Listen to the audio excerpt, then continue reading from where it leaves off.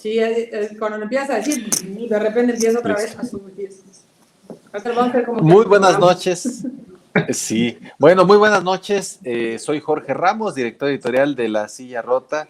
Y bueno, estamos aquí como cada lunes desde que pues arreciaron las campañas, analizando, revisando justamente los temas electorales, los temas de la agenda nacional que tienen su impacto o creemos, ¿no? A veces que tienen su impacto, ¿no? En el sentir del electorado. Y bueno, pues como siempre, dándoles la bienvenida. Ivonne Ortega, ¿qué tal? Muy buenas noches, bienvenida.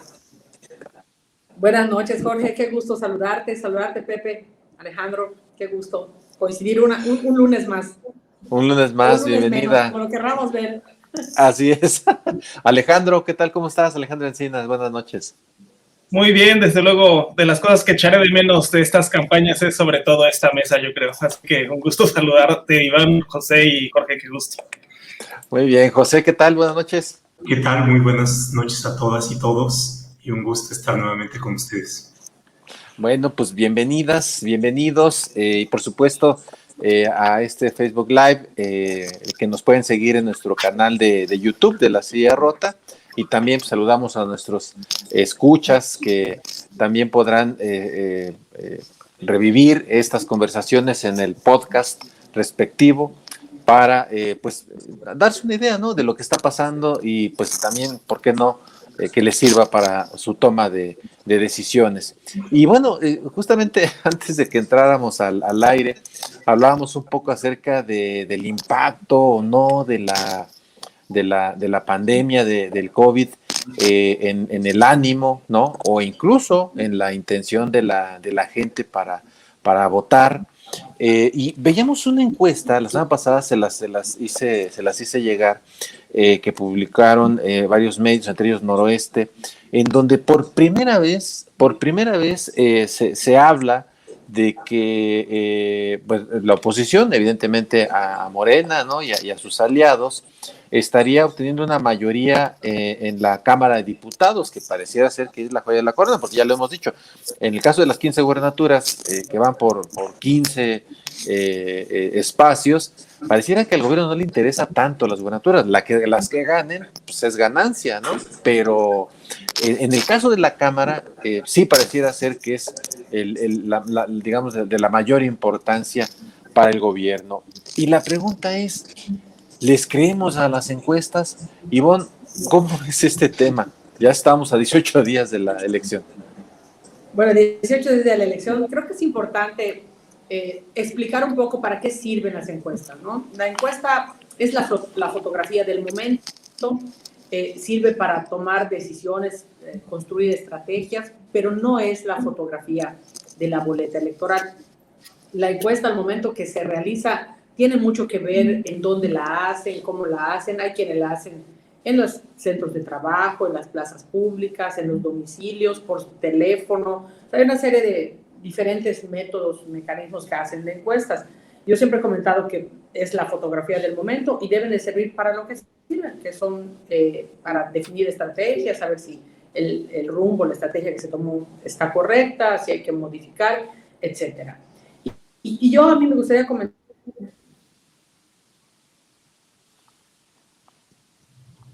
En mi caso, yo arranco cuando compito y llego a la elección 23 puntos abajo, con un alto porcentaje de no sabe, no supo, no quiso contestar. En la propia encuesta de salida, en el exit poll, yo estaba medio punto arriba, medio punto abajo, medio punto arriba, medio punto abajo. Salgo a cantar victoria con medio punto abajo, con el equipo electoral listo para la defensa del triunfo por medio punto, y el resultado final fue por 7.46. Entonces, creo que hay que tener con claridad para qué sirve la encuesta, la fotografía del momento, y también a veces hay encuestas en donde los encuestadores, digamos, le han atinado al resultado, y otros donde, recordemos el 2016, donde ninguna encuestadora le atinó al resultado, ¿no? De ahí en el caso del PRI perdió 9 gubernaturas, que hasta el momento en el que se anunciaban en ese momento estaban dadas por ganadas y al final el resultado electoral se perdía. Claro, entonces, así que ahí ni toda la confianza ni toda la desconfianza, son un instrumento. José Roldán. Bueno, y hay quienes lo utilizan inclusive como método de promoción, ¿no? En la encuesta estoy arriba, en la encuesta arriba. Claro, sí, sirven para eso. Así es, sirven para eso. Al final de cuentas pueden ir generando percepción. José Roldán, ¿qué te parece el tema de las encuestas? Y si ves factible lo que esta está señalando, que no tenga la mayoría Morena en San Lázaro. Toda encuesta es una aproximación a lo que puede suceder en la realidad. Y, por supuesto, en la medida en que tenemos un proceso en el cual puede suceder una diversidad de eventos que pueden ser favorables o desfavorables para cierta opción o para cierta corriente, esto se puede ver reflejado en las encuestas. Toda encuesta funciona a través de un muestreo, y, por supuesto, dependiendo de la muestra que se recoja del medio, si es una entrevista personal, si es telefónica, si es por alguna red social, puede concentrar esa respuesta en un grupo determinado de personas con determinado tipo de acceso a medios, y a partir de eso se lleva a cabo ese muestreo. Y, por supuesto, en toda encuesta también tiene márgenes de error que pueden ser de 5, de 4, en fin, dependiendo de la metodología, pero son aproximaciones. No son expresiones de lo que realmente puede suceder en el día de las elecciones, y pues tendremos que esperar, pero yo lo tomaría como una aproximación y que nos marca tendencias interesantes. Y, por supuesto, la tendencia de ir acrecentando los números de la oposición, de ir disminuyendo ciertos números del partido oficial, de que en los estados ha habido cambios radicales, en Nuevo León, en Campeche y en algunos otros se ha mantenido estable. Yo creo que son acercamientos, así es que tomémoslo como eso, con sus reservas. Claro. Alejandro Encinas, decíamos, insisto, antes de entrar al aire, de este tema de las percepciones, ¿no? Si impacta, por ejemplo, en el ánimo lo de la pandemia. ¿Tú cómo lo estás viendo? ¿Crees que sí se están acercando la oposición a rasguñarle la mayoría a Morena en San Lázaro? No, yo creo que han salido encabezados recientemente que discrepan con el contenido de la nota, que son más bien wishful thinking, pensamiento deseable, pero que no está soportado en evidencia. Porque hoy dice un encabezado de El País que presenta una encuesta de encuestas: Morena pierde ventaja, necesita de sus aliados para llegar a la mayoría absoluta. Bueno, eso era desde antes, pero también ese encabezado podría decir, en comparación con la actual correlación de esfuerzos, Morena con sus aliados gana en diputados, porque lo que te está señalando la encuesta de encuestas es que sí, hay una pérdida de diputados en Morena, pero en beneficio de sus partidos coaligados, lo del Partido Verde Ecologista de México, que pareciera que a través de esta política de colgarse siempre del ganador va a ser el gran triunfador y el que va a crecer exponencialmente en estas encuestas. Entonces, más bien... ¿Crees? Híjole. Bueno, pues según lo que dice el País, ¿no? Que eso ya es otra discusión, pero lo que estamos viendo es que no se están acercando, sino que al contrario, Morena y sus aliados van a ganar más diputados según lo que se prevé. Pero efectivamente las encuestas retratan el estado de ánimo, las preferencias de las personas en un momento dado, y no son un instrumento perfecto, pero es el mejor instrumento del que disponemos. Y hay de encuestas a encuestas, como ya se ha dicho, unas tienen más carácter propagandístico, no están hechas con rigor metodológico, otras, pues por la propia naturaleza de la metodología, aunque sea aceptada, tienen mayores sesgos, como las encuestas telefónicas, y las que son más utilizadas o que convencionalmente hasta el momento siguen siendo las más aceptadas por los especialistas, que son las encuestas en vivienda. Entonces habría que diferenciar hay de encuestas a encuestas, y efectivamente no son instrumentos que midan a la perfección esto. En 2018, por ejemplo, tendieron a subestimar la ventaja de Andrés Manuel López Obrador respecto de sus contrincantes. Ellos daban una elección más cerrada, más reñida. En realidad, la brecha fue mucho más amplia de lo previsto. O incluso recientemente, ayer en las elecciones del constituyente en Chile, fue sorpresivo todavía el día de ayer la irrupción de este bloque de candidatos independientes, la derrota, pues yo diría catastrófica del partido de Piñera y de la derecha chilena, de los antiguos partidos que operaron en los gobiernos de la Concertación, estas cosas no fueron registradas del todo por las encuestas. Entonces, efectivamente son instrumentos pues que tienen sus fallas, efectivamente, que no son predictivos, no tienen una bola mágica, pero pues que sí, a través de ciertas metodologías y aplicadas adecuadamente, pues sí nos pueden aproximar a las preferencias en ese momento dado de una sociedad. Sí, fíjate, qué bueno que mencionas esto de Chile. Qué sustazo le metieron al grupo después de Piñera, ¿no? Pero también le dan un buen, pues una bofetada fuerte, ¿no? A los partidos de izquierda, y esta irrupción, ¿no? Donde los ciudadanos pareciera que están diciendo, ¿sabes qué? Ni unos ni otros. Ahora nos vamos por acá, por esta vía.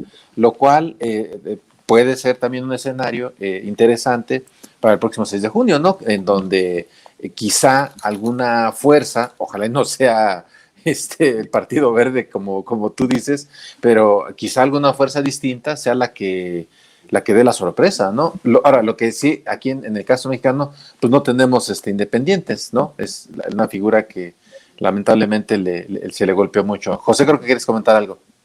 Salvo en algunos municipios, por ejemplo en San Pedro, que repite el candidato independiente y que parece ser que tiene muchas posibilidades. Y la otra tiene que ver también con las tendencias que marcan el conjunto de encuestas. Tenemos esta, por supuesto, del País. Hay otra que nos compartieron en el chat sobre Massive Caller, que es, hasta donde tengo la percepción, una de las encuestadoras que se ha acercado más al resultado real por la metodología, en fin, sus procedimientos, y también marca una tendencia en el sentido de que hay un acercamiento, ¿no? En fin, vamos a ver ahora cuál es aquella encuestadora que se acerca más al resultado definitivo. Sí, claro, y considerar también que aunque no se les cree mucho a las encuestas, a veces, como dice Ivonne, las usan, ¿no? de material propagandístico, pero también provocan nervios y temblorinas en algunas partes, ¿no? Ya vemos como, por ejemplo, en algunos estados, algunos de los candidatos que dan punteros, pues resulta que les aparecen cosas malas, ¿no? Y van sobre ellos, justamente porque las encuestas lo que están reflejando es que el candidato, digamos, del partido en el gobierno federal, pues no le está yendo tan bien. Entonces, está interesante, y bueno, pues efectivamente ya veremos quién le atina mejor a los números el próximo 6 de junio. Ya nada más estamos a 19, 18 días de saberlo. Y el siguiente tema que les propuse para revisar, llamó la atención el fin de semana, el viernes, el presidente mostró una encuesta que lo colocaba, él decía, en mucho mejor posición de ponderación, pues, con respecto de otros presidentes, ¿no? Y se comparaba con Biden, pero se comparaba con el presidente de la India, con Alemania, en fin, y realmente parecía que pues le estaba yendo muy bien, ¿no? Al presidente mexicano, y la pregunta es en dos vertientes. AMLO sí es el mejor presidente comparado en percepciones con otros mandatarios en el mundo, y también la pregunta, si hay algún uso electoral en promover estas encuestas por parte del presidente. Hoy veíamos, nada más, con eso cierro la pregunta, hoy veíamos cómo la Comisión de Quejas del INE, ante una queja precisamente de Movimiento Ciudadano, respecto de unos tweets de Rocío Nale, pues le ordenó a la Secretaria de Energía que deje de promocionar acciones de gobierno, y concretamente le pide bajar 2 tweets, ¿no? En donde presumía algunos logros del gobierno de la República. La pregunta es, ¿están haciendo uso electoral con la imagen del presidente? Te lo pregunto, Alejandro, ¿están haciendo uso electoral? Pues no creo. La ley es clara en lo que puedes y no puedes, y aunque hemos criticado que es muy rígida, que parece una mordaza en ocasiones, pues lo que te prohíbe es hablar de acciones y logros de gobierno. Aquí el presidente no se está comparando con la oposición interna, no se está comparando con ningún rival, sino está dando a conocer algo que ni siquiera se hizo en este país, pero pues que es un ejercicio válido, reconocido, estandarizado y que se emplea en varios países, y lo que está haciendo es no responder si es el mejor presidente del mundo, pero sí, lo que sí dice este ejercicio comparativo es que es el presidente mejor evaluado, y eso en función de lo que dicen los ciudadanos de sus respectivos países. Ivonne, ¿tú crees que el presidente está pues aprovechando estos resultados de encuestas que se hacen o de estudios que se hacen en otras partes del mundo para decir, vean qué bueno soy, voten por nosotros? Pareciera que esa es la intención. El micrófono está apagado. Está. Ese es otro uso interesante de las encuestas. Aquí estamos viendo otro uso de lo que comentábamos que estábamos haciendo. Y aquí sí creo que es muy claro, han salido, por ejemplo, presidentes bien evaluados como Bukele en Salvador, el propio Putin en Rusia. ¿Y qué tienen? Pues el caso de Putin son gobiernos absolutistas, ¿no? Ahí hay que tener mucho cuidado. Y respecto a lo que dice la ley, específicamente lo dice el artículo 134, y voy a leerlo tal cual dice. Dice que los funcionarios deben evitar que en la propaganda gubernamental, en cualquier medio utilizado para su difusión, incluya nombres, voces o símbolos que promuevan a un servidor público. Y esto, pues, particularmente promueve al principal servidor público.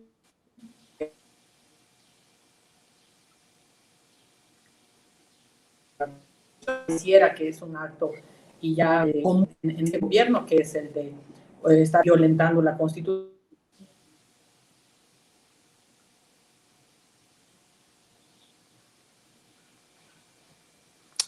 Se te corta el audio, Ivonne. No sé si me escucharon hasta dónde.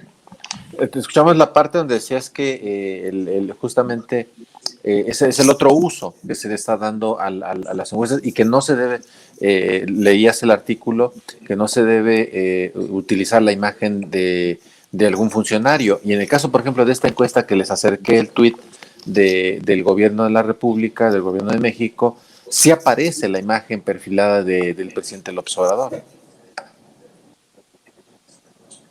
Sí, el artículo 134 es muy claro y vale la pena destacar que cuando se puso este artículo fue a petición precisamente de los que en ese entonces eran la oposición y que hoy son gobierno. Ese artículo en particular fue a petición de ellos y pues habría que cumplirlo. La Constitución, si no me pareciera que es como el modus operandi es estar violando la Constitución, y no es un tema menor.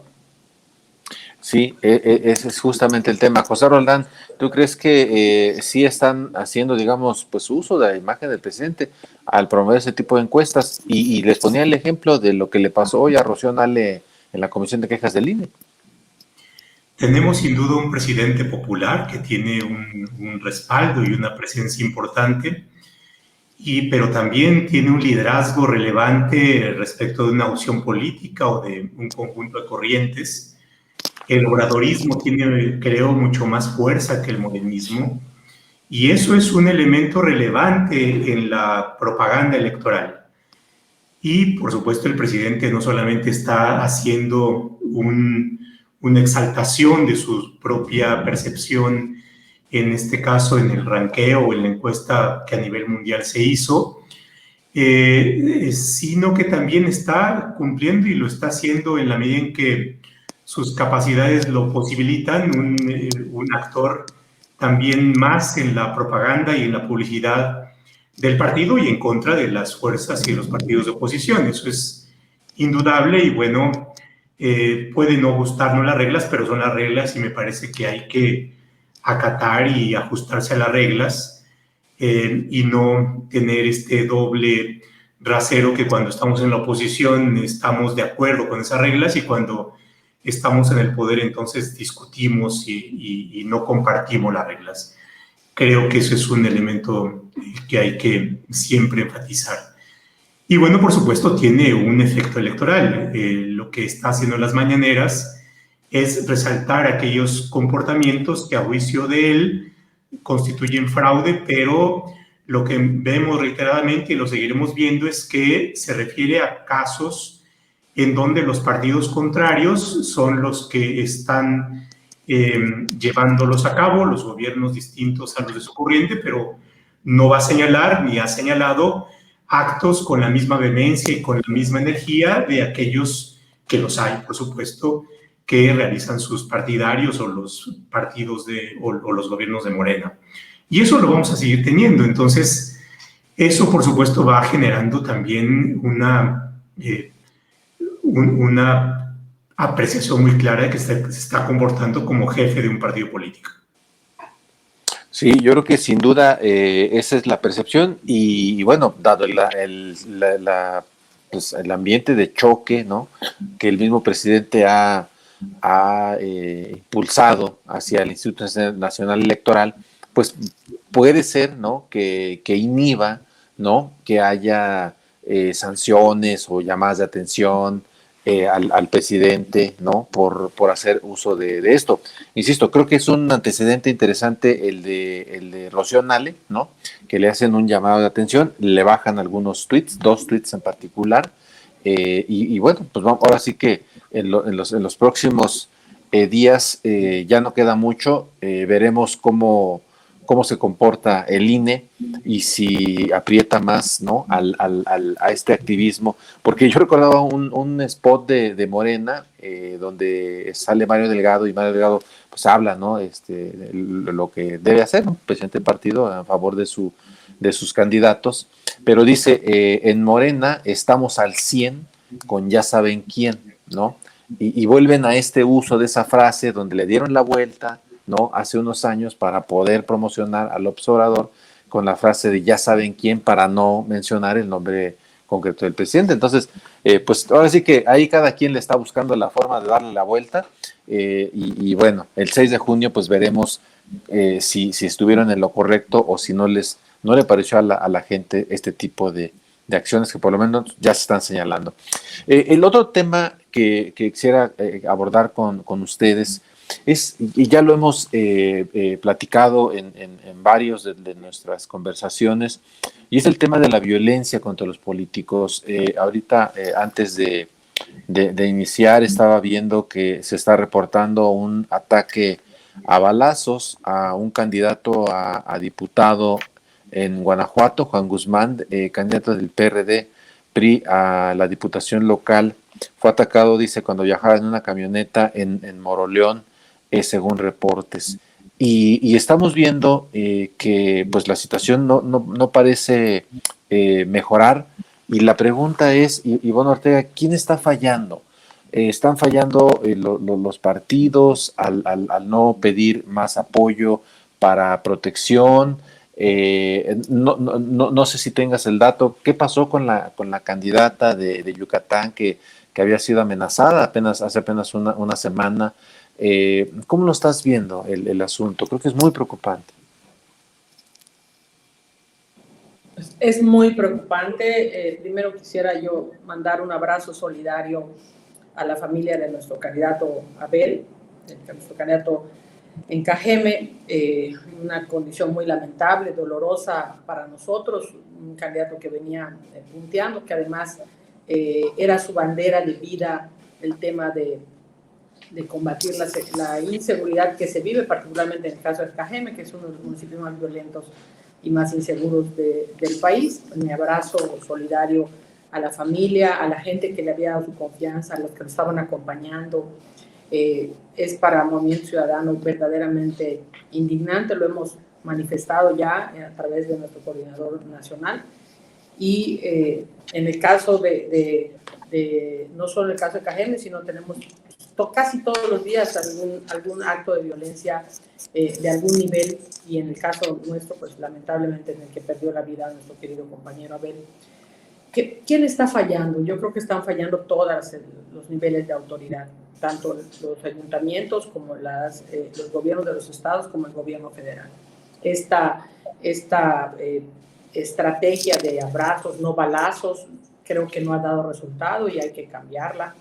Pasa precisamente este asesinato en el estado donde está de candidato de Morena el que fuera el encargado de la seguridad nacional, el que fuera el encargado de hacer este proyecto de seguridad, y el gobierno federal pues es obviamente el que debería estar encabezando estas condiciones en las que se viven en los municipios, en los estados, en donde se va subiendo de tono el discurso y los enfrentamientos trasladados a un proceso electoral y a una autoridad, también se vuelve un problema, y por eso es importante no tener estas condiciones de confrontación entre los buenos, los malos, los ricos, los pobres, los de arriba, los de abajo, porque pues la autoridad municipal no le dice a la estatal a la federal a la militar. Entonces, en ese marco, pues están fallando al final de cuentas todos los órganos de gobierno, pero hay uno en particular que es el que debe encabezar los esfuerzos de seguridad, no solo para los candidatos, debe encabezar los esfuerzos de seguridad para todo el país. Hay zonas, lo hemos platicado varias veces aquí en nuestro debate los lunes, en donde ya hay espacios en donde se está peleando por tener el control de la plaza o se está peleando por mantener el control de la plaza, pero al final de cuentas, ¿dónde está la autoridad y la estrategia de seguridad de la autoridad? Así es que, desde mi punto de vista, están fallando todos los órdenes de gobierno. Alejandro Encinas, ¿cómo ves? Están fallando todos los órganos y un punto que señala Ivonne, creo que atinadamente, es este caso del candidato de Cajeme, que fue asesinado brutalmente, ¿no? El sicario que lo asesinó lo hizo con toda impunidad en plena tarde. No estuvo solo, estuvo apoyado por otros delincuentes que lo asesinaron, y lo más dramático del asunto es que ese estado lo quiere gobernar Alfonso Durazo, que era el responsable de la estrategia de seguridad. Los números de violencia no ceden. ¿Quién está fallando, Alejandro? Pues hay que decir que en principio es una atrocidad lo ocurrido en Cajeme. Yo creo que ha habido muchos fenómenos de violencia política a lo largo del proceso electoral. Quizás en lo que se distinga esto es en lo que tú comentas, Jorge, que es pues que en pleno luz del día, en un acto de campaña, porque se estaba realizando actividades proselitistas, en ese momento es en donde el candidato es ejecutado, y desde luego que no puede quedar impune. La violencia política es una de las mayores amenazas, pues ya no solamente para la democracia, sino incluso la viabilidad del Estado mexicano. Y aquí, pues, el eslabón más débil de la cadena, lo hemos dicho, son los actores municipales, en donde a veces solo se encuentran con la disyuntiva de o plata o plomo. Y aquí hay que analizar que es un fenómeno variopinto, diverso. Las causas, los móviles pueden ser simplemente confrontados. A algunos candidatos los asesinan porque son incómodos, porque su honestidad, sus ganas de cambiar las cosas, de imponer la autoridad estatal resulta incómoda para los negocios ilícitos, y a otros porque hay una penetración y un entrecruzamiento de la política con el crimen organizado, y a veces hay ruptura de acuerdos entre estos grupos y entonces cobran factura. Entonces aquí evidentemente estamos hablando de una responsabilidad del gobierno federal, del estatal y del municipal, efectivamente, pero también tenemos que hablar de la corresponsabilidad de los partidos políticos. Y en esto hay que hablar de la narcopolítica y del entrecruzamiento. A mí la verdad es que me pareció una bajeza por parte de la dirigencia del Movimiento Ciudadano atribuir la responsabilidad de los hechos al presidente de la República, tratando de utilizar un fenómeno lamentable, incluso utilizar la muerte de un compañero para pues seguir agravando o profundizando la disputa.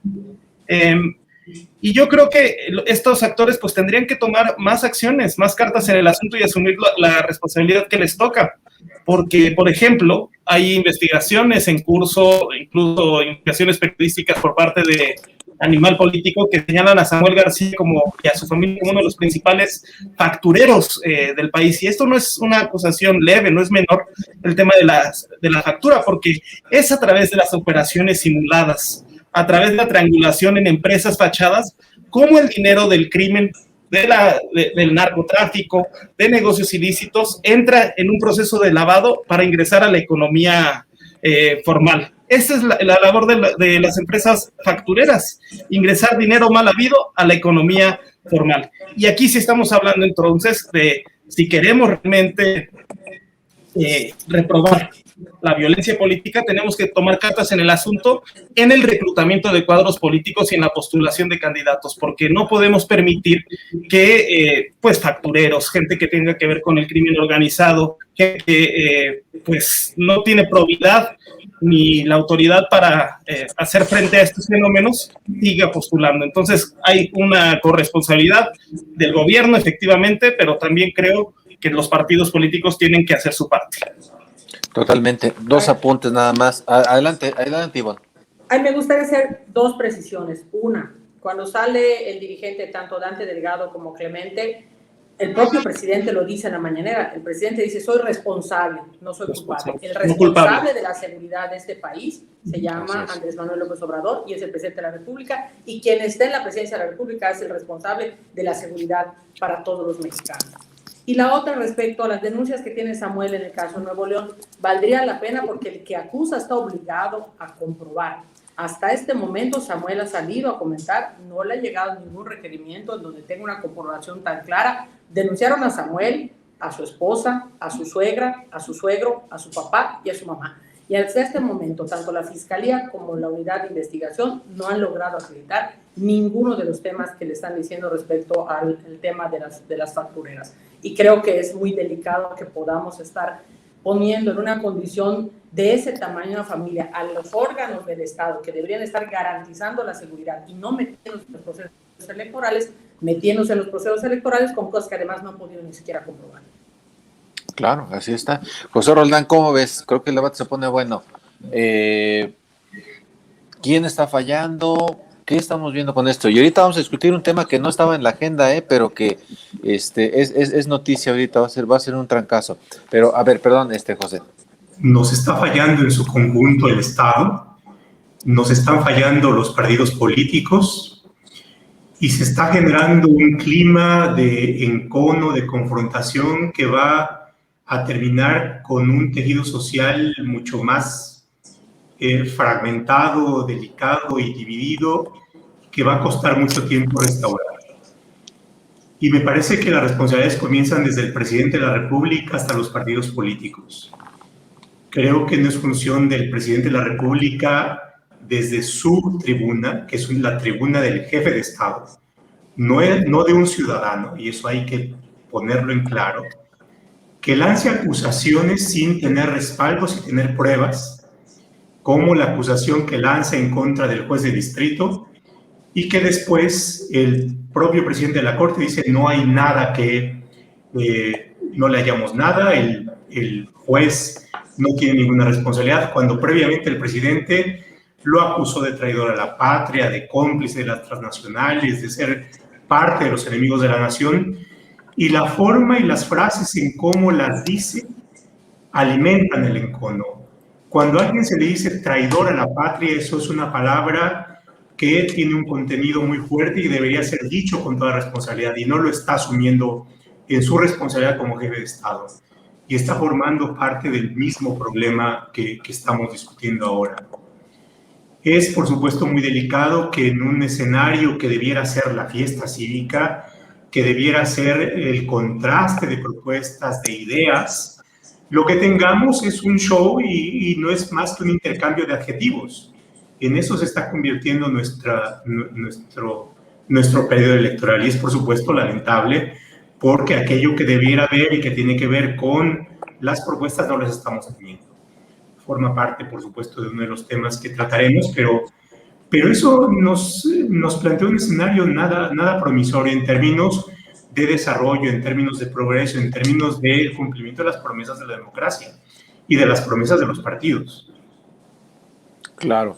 Y bueno, justamente, digamos, de manera tangencial, algo que se está conociendo apenas hace unos minutos, no sé si ustedes ya lo tenían registrado, resulta que Ricardo Burs, candidato de Movimiento Ciudadano a la gubernatura de Sonora, ha anunciado a través de una carta en sus redes sociales su decisión para sumarse al proyecto de Ernesto Gándara, el que es el candidato del PRI, allá en Sonora, lo cual de alguna manera tiene que ver un poco con esto que estamos discutiendo. Y insisto, creo que esto no estaba dentro de nuestra agenda, pero sí me gustaría conocer su punto de vista, pues cómo ven esto a raíz, digamos, si tomamos un poco como antecedente lo que estábamos platicando hace unos minutos. Ivonne, tu impresión. Bueno, esa es una decisión personal de Ricardo que es muy respetable y que nosotros en Movimiento Ciudadano respaldamos. Ricardo ha hecho una labor extraordinaria y sus razones tendrá y hay que respetarlas. Sí, Alejandro Encinas, ¿qué te parece? Entonces, cuando digo que hay que tener mucho cuidado en el reclutamiento de candidatos, sobre todo si planteas hacer una tercera vía, tratar de jalarte políticos que origen es destino y regresan al lugar de donde nunca en realidad salieron. Y hablando de violencia política, pues los partidos que la causaron, que detonaron esta crisis de inseguridad que hoy seguimos padeciendo en este país. José Roldán, ¿qué te parece este anuncio de Ricardo Burs? Insisto, y un poco con el antecedente que estamos platicando, de cómo Alfonso Durazo, ¿no?, siendo cuestionado en medio de un momento difícil por este condenable asesinato del candidato de KGM. ¿Cómo ves esta noticia? En política no hay cuestiones estáticas, hay movimiento. Y los movimientos tienen que ver con las estrategias. Y por supuesto lo que estamos viendo son decisiones personales, que son decisiones políticas y donde hay estrategias. Y por supuesto es probable que la adhesión de este candidato a la opción que al parecer tiene mayor capacidad competitiva mueva los números y mueva las encuestas. Veremos cuál es, por supuesto, el impacto. Ahora, yo creo que ningún partido está libre de culpa. Ninguno. Nosotros vemos en el origen de la tragedia de Ayotzinapa está el PRD y está el momento en el cual López Obrador formó parte de la campaña del candidato. Es decir, no tenemos partidos libres de culpa. En Morena hay un candidato a presidente municipal que forma parte de las listas de los buscados en Estados Unidos. Están saliendo datos y tiene que ver con lo que hay y por supuesto que forma parte de lo preocupante, las vinculaciones que en Guerrero está entre la familia de Salgado Macedonio con expresiones que hay que tomar en consideración, y esto no es una acusación, es simplemente una expresión de los datos y de la información que va saliendo de vinculación con fuerzas del crimen organizado. Entonces, creo que los partidos políticos tienen que asumir si adoptan un candidato que sean responsables no solamente de su candidato, sino de las consecuencias que puede tener el gobierno. Y ahí tenemos una parte que hay que amarrar, es los partidos tienen que ser candidatos, tienen que ser responsables de los candidatos que nos proponen, y también los partidos tienen que ser responsables de los resultados en el ejercicio del gobierno de sus propios gobiernos. Y ahí está otro de los elementos que me parece que tenemos que ir mejorando en nuestro entramado jurídico y en nuestro sistema de responsabilidades. Sí, claro, y bien lo mencionas, el caso de Guerrero, hoy leíamos en la columna de Héctor de Mauleón, ¿no?, en el Universal, donde describe estos nexos familiares, ¿no?, entre la candidata de Morena, ¿no?, Evelyn Salgado, el propio Félix Salgado, ¿no?, con personajes que públicamente son pues señalados e incluso han estado bajo procedimientos por cuestiones de narcotráfico, y son cuestiones inquietantes, y ahí están los datos, ¿no? Pero, insisto, como bien lo señalas. Sí, Alejandro. ¿Por qué en este caso sí sería válido dicho desde una columna de opinión, y en el caso que yo comento de Samuel aquí en la mesa se plantea que ahí sí hay que respetar la presunción de inocencia. No, de hecho, hace rato iba a hacer un comentario al calce. En La Silla Rota dimos a conocer esa información y nosotros tuvimos la información, buscamos a Samuel y Samuel, en lugar de respondernos para llevar en contexto pues los señalamientos, lo que hizo fue subir un video antes incluso de que publicáramos la información. Nosotros le dijimos, el viernes a las 17 horas vamos a publicar la información, y él a las 2 de la tarde, si no mal recuerdo, sube un video en donde dice, pues me buscaron, y dice cosas malas de La Silla Rota, por supuesto, pero no es cierto, es falso y no sé qué, cuando ni siquiera se había publicado la información. Evidentemente nosotros la publicamos tal cual como habíamos anunciado, a las 17 horas, ni la quitamos ni nada, pero no, o sea, creo que sí hay cuestiones ahí, en el caso de Samuel, que son inquietantes. Nosotros mismos se las preguntamos a él de manera directa, y bueno, pues ahí están, lo decía, creo que José con mucha puntualidad. Ningún partido se salva, ¿no? La verdad es que ningún partido se salva. Estamos viendo cómo, por ejemplo, en el caso de Alejandro Moreno, que es el presidente del partido, es candidato también al mismo tiempo. Nosotros documentamos en La Silla Rota cómo durante su gestión hubo un gran uso de empresas factureras, y se está investigando por parte de la autoridad estos señalamientos. Recientemente salió también que tenía propiedades quizá difícilmente comprobables, o que hay duda, pues, ¿no? de la manera en las que las adquirió. En fin, ahí están los señalamientos, y yo sí me quedé con la frase de José, ¿no? Que dice, la verdad es que ninguno se salva, ¿no? Aquí el sal que hace el jabonero, ¿no? El que no se cae se resbala, ¿no? Pero ahí en sí, el creo caso que Ivonne, ajá. Sí me gustaría. Sí, Ivonne, adelante. En el caso de Samuel sí me gustaría, porque hay una denuncia por parte de la Fiscalía a petición de la Unidad de Inteligencia e Investigación, pero hasta este momento él no ha sido requerido en cosas en específico, comprobando o cosas que tuviera que comprobar hasta este momento, ni él ni ningún miembro de su familia, ni su esposa, ni su mamá, ni su suegra, ni su suegro, ninguno de los que han sido denunciados. Si la Fiscalía tiene elementos que vinculen a Samuel a estas condiciones de las factureras que están comentando tanto en el editorial como en este momento, pues lo más lógico es que la Fiscalía ya tuviera que pedirle pruebas de las cosas por las que está siendo acusado. Y hasta este momento, hasta hace 2 horas o 3 horas, pues no había llegado ningún requerimiento que le solicitara cosas que tuviera que comprobar, ¿no? Sí, eso también es cierto, en el caso de Samuel, desde nosotros publicamos eso, yo creo que tendrá un mes o un poco más, y lo que ellos nos decían es que a nosotros no nos ha llegado nada, ¿no? Ni un citatorio, ni un requerimiento, nada. Entonces, eso, la verdad es que también deja ver cómo hay cierto uso, ¿no? Discrecional de la justicia, pero vamos a ver, todavía creo que falta. Sí, José. Yo creo que en todos los casos hay una presunción de inocencia, lo mismo en el caso de Samuel, en el caso de Salgado Macedonio y en cualquier otro caso.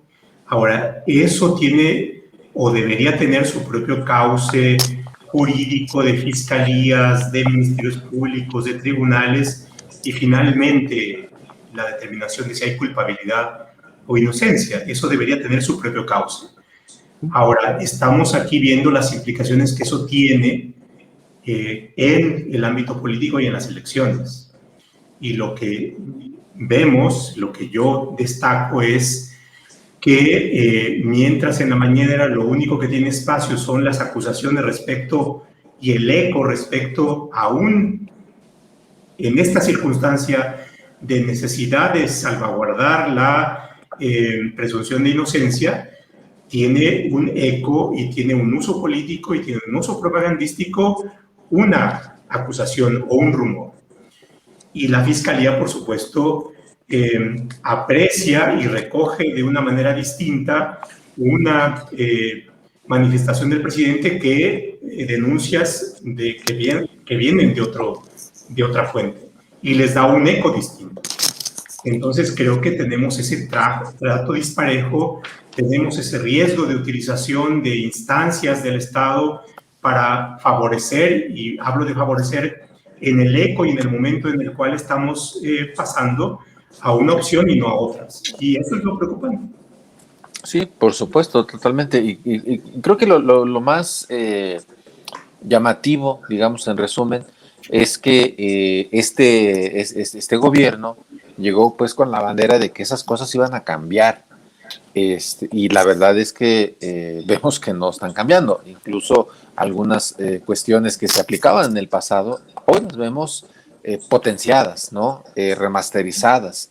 Y eso es quizá lo inquietante. Pero bueno, el ciudadano es el que al final de cuentas es el que va a medir y pues veremos, ¿no? Si así va a ser. Pero por lo pronto, el caso de esta declinación en Sonora, yo creo que va a mecer bastante todo el abanico político y tendrá su impacto nacional.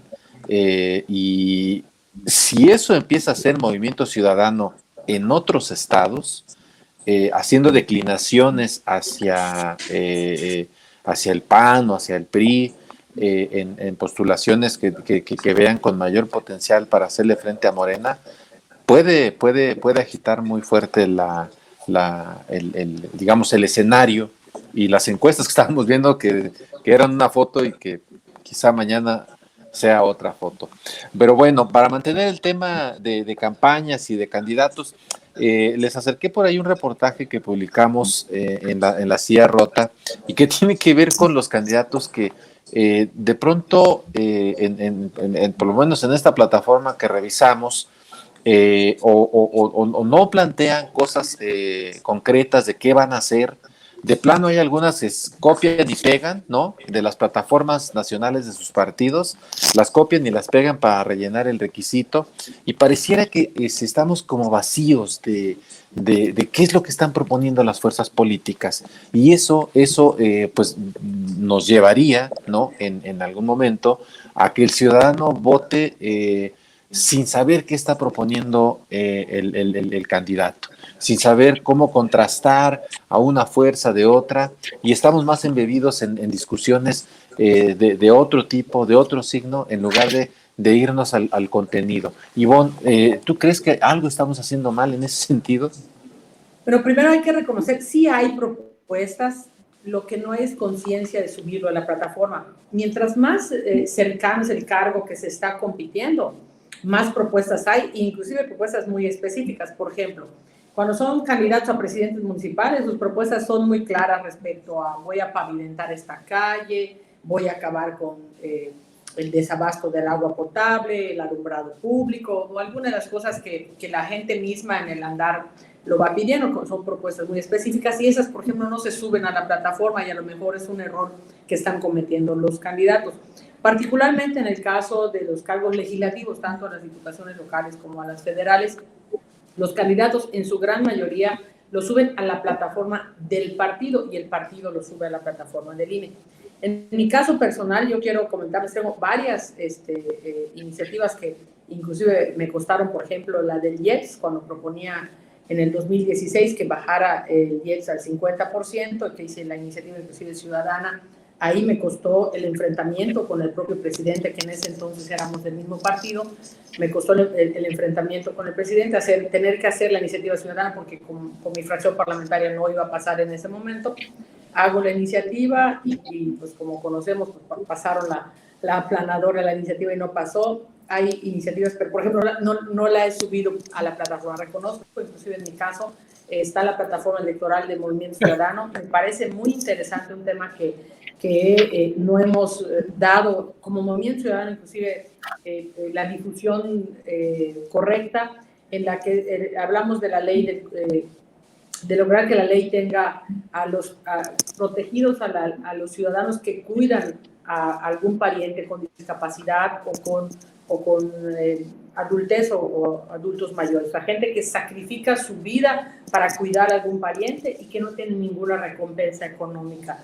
Estamos procurando, teníamos por ejemplo presenté también la iniciativa en un momento y es un tema que me parece fundamental que no sea ni siquiera en ese momento ni siquiera lo publicaron en el diario oficial porque se aprobó en el Congreso, de la fiscalización con perspectiva de género. Se otorga un recurso con perspectiva de género y se fiscaliza, pero no se fiscaliza con perspectiva de género. Entonces lo único que se fiscaliza es si llegó a las manos que debieron haber llegado esos recursos, pero no si está dando los resultados que se esperarían para empoderar a las mujeres.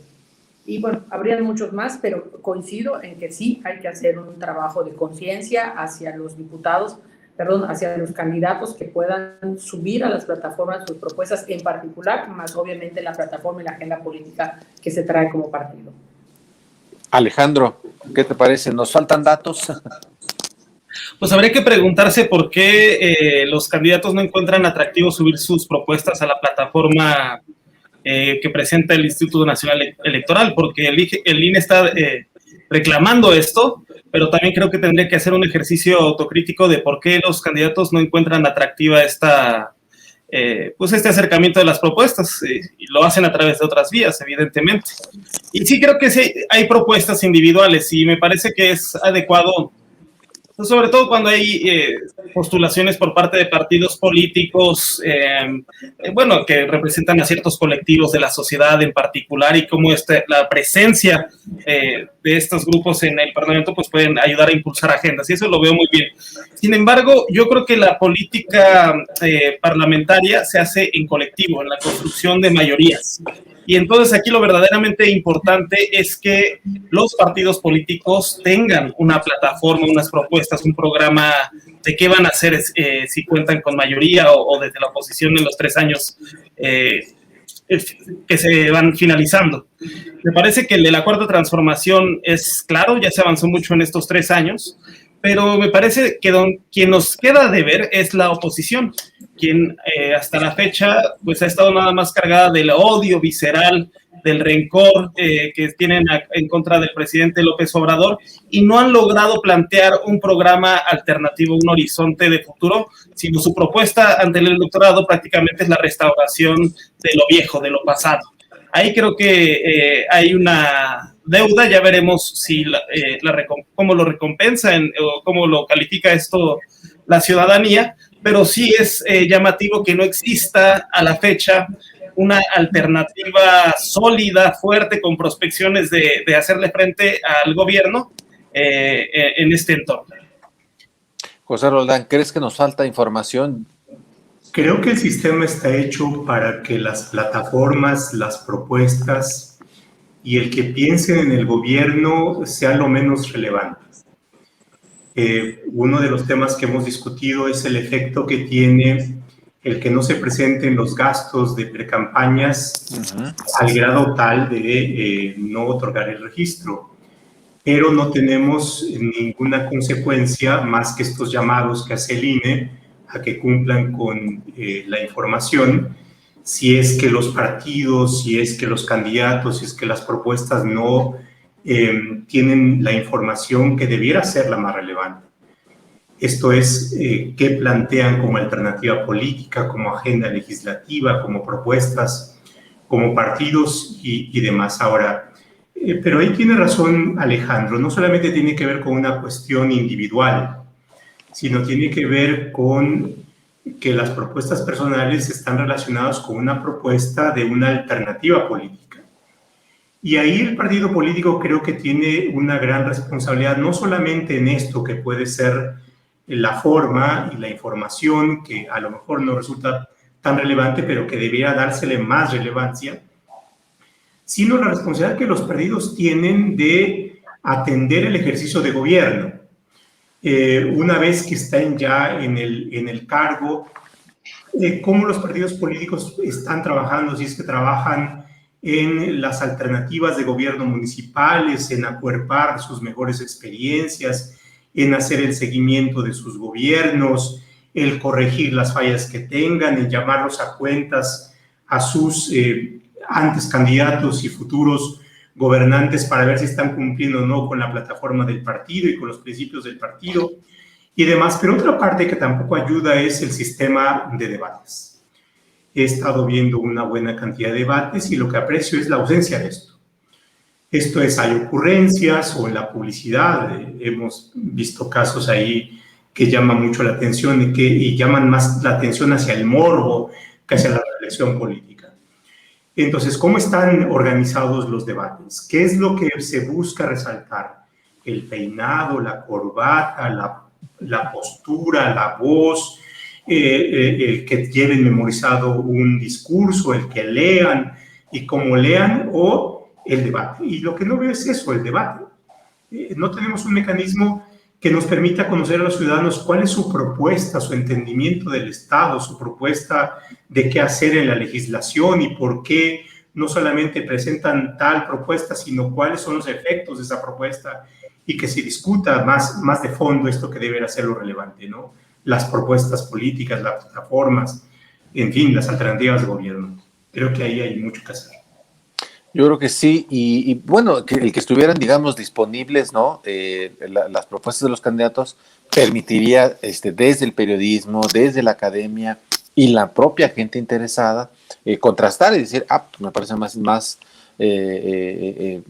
probable o creíble o que tiene más solidez, ¿no? Determinada propuesta, determinado candidato o candidata, pero pues no hay, y para colmo, como bien señalas, no hay además debate, pues ahora sí que a dónde vamos a parar, diría el clásico.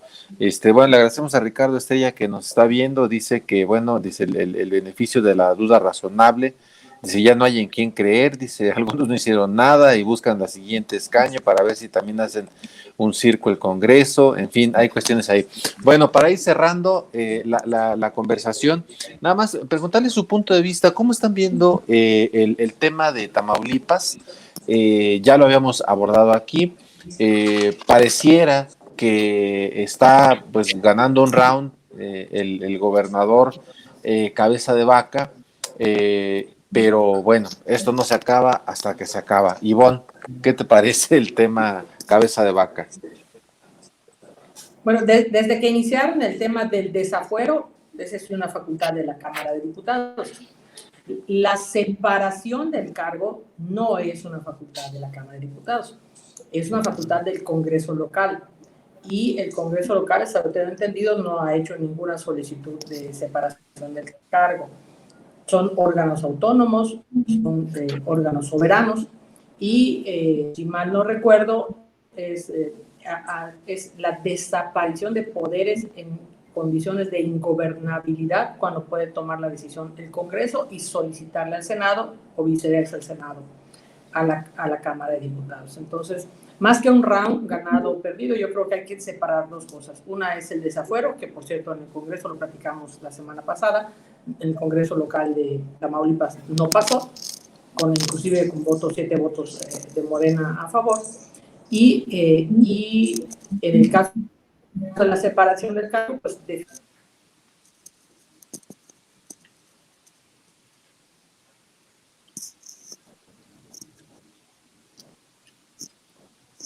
Se cortó.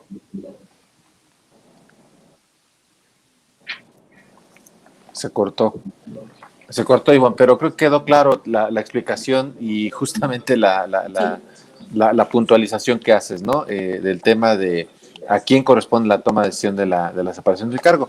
José Roldán, pues tu comentario.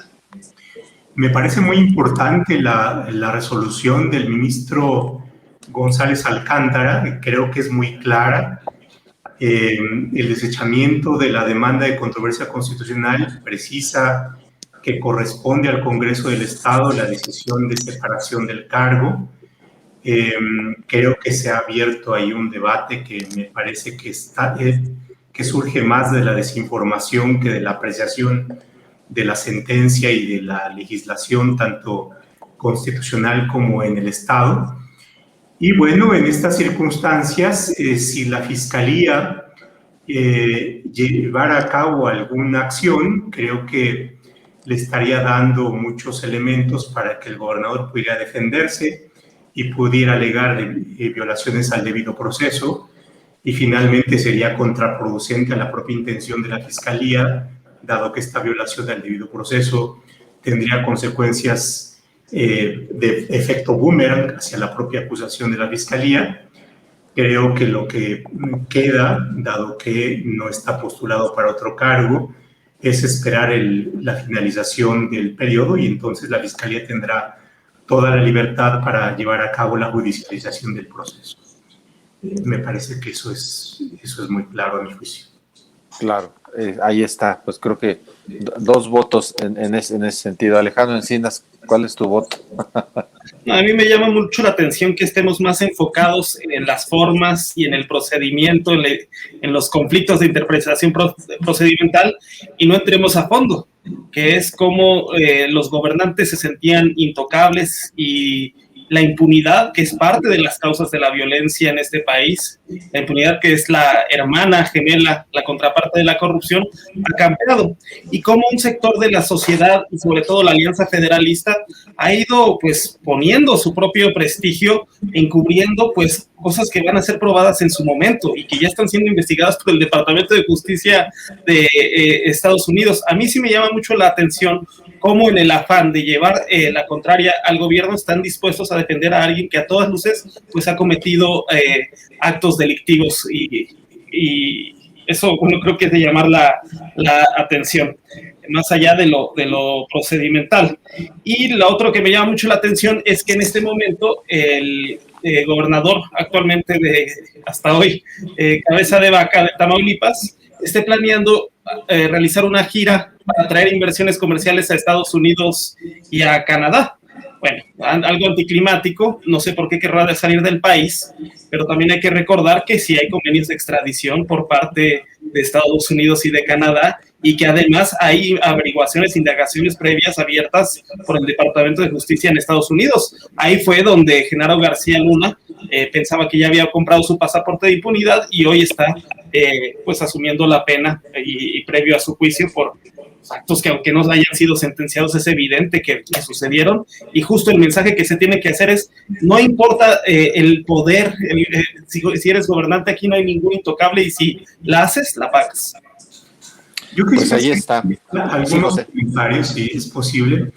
Primero que sigue existiendo el fuero.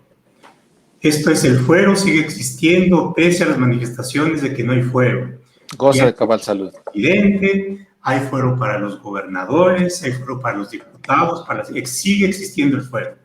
Esa es la primera cuestión. La segunda cuestión, el fuero funciona para México y para los delitos federales y para los delitos estatales, pero el fuero no funciona si es que en Estados Unidos se cometieron delitos, se infringió la ley americana y los tribunales y los fiscales americanos podrán, así como en el caso de García Luna, si es que el gobernador cruza la frontera, podrán detenerlo, aprenderlo, en fin, y en eso no funciona. Y bueno, por supuesto, la justicia americana tiene la vía abierta para actuar y creo que ahí no. Creo que tendremos ahí. Y luego la cuestión está, las formas no son cuestiones despreciables, las formas no son inocuas, las formas son aquello que nos garantiza que todas las personas, los gobernadores, el presidente de la República, no sabemos cuál sea la decisión del pueblo y si en la próxima elección presidencial gane el mismo partido o gane un partido distinto. Y si el partido distinto gana y lleva a cabo una vendetta política, yo creo que tenemos que seguir hablando que las formas son relevantes y la presunción de inocencia es importante y el debido proceso es importante, más allá de cuáles sean las opciones políticas. Así como en el caso del desafuero de López Obrador, y ahí yo escribí un libro diciendo las formas son importantes, la legalidad es relevante. ¿Por qué? Porque eso es lo que nos garantiza objetividad. ¿Sí? No es una cosa de sacarlos al pueblo y matarlos a pedradas, ¿no? Hostigarlos a pedradas. Las reformas son relevantes y las formas son relevantes y hay que darle su lugar y su espacio. Sí, aunque, bueno, sí, adelante, Iván. Sí, a mí lo único que quise dejar precisamente coincido con el procedimiento, yo no lo sé. García Cabeza de Vaca ha sido señalado hablado de muchas cosas en varios momentos. Hasta este momento, pues, en ninguna se le ha acreditado, pero pues si se quiere proceder como se debe, pues se tienen que cumplir las formas y la Constitución marca el órgano autónomo, pues es el Congreso el que pudiera separarlo del cargo, desaforar pues, la Cámara de Diputados. Sí, totalmente. Y ahí creo que en este caso, yo creo que en este y en otros, Morena o este gobierno ha dado muestras de que a veces las formas le parecen un poco como estorbosas, ¿no? Ya lo decía Ignacio Mier, ¿no? El coordinador de los diputados de Morena, cuando justificó justamente el tema del desafuero de cabeza de vaca y dijo, bueno, es que, a ver, dice, entre la justicia y el derecho, pues tenemos que optar por la justicia. Y creo que ahí está parte del dilema, ¿no? O sea, sí es justicia, pero tiene que hacerse siguiendo estas formas que por algo se pusieron ahí, ¿no? Y ahí está parte, pues, del debate. En fin, bueno, pues se nos acaba el tiempo. Cada vez estamos más cerca de la elección. Vamos a ver, pues, cosas más interesantes. Ahorita estamos viendo una en Sonora, muy, muy interesante, y seguramente veremos otras más. No me queda más que agradecerles. Ivonne Ortega, muchísimas gracias por tu tiempo y tus comentarios. José Roldán, muchísimas gracias también por tu tiempo y tu paciencia. Alejandro Encinas también, muchísimas gracias. Y por supuesto, recordarles que la siguiente semana, a quienes nos siguen y a ustedes también, verá a las 6 de la tarde para que demos paso a uno de los debates aquí en la Ciudad de México. Entonces, pues yo soy Jorge Ramos, director editorial de La Silla Rota. Muchísimas gracias por su atención. Nos vemos la próxima. Hasta luego.